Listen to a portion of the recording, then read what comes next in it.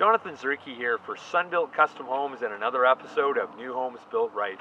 Today we're out here at our Fraser Valley home demolition project where the theme of this project is recycle, reuse, and repurpose. I often get asked, why couldn't I have just brought in a D9 cat and just bulldoze it over? Well, that's a great question.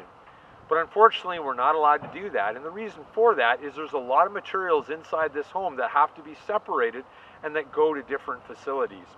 Prior to starting this demolition, we did a hazardous materials assessment to evaluate this home for things like asbestos, lead, vermiculite, and other hazardous materials. Thankfully, this house was pretty clean, so we're able to get started and continue to demolish this home.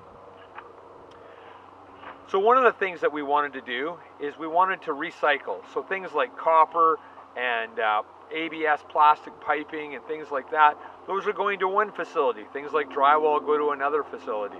So that's the reason why we can't just bulldoze it into the ground. Things like outside wood, they can go into a facility that grinds wood up and uses it for mulch.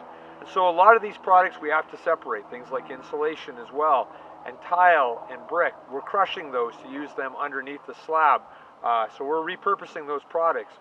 So that's the reason why we can't just D9 cat this into the ground.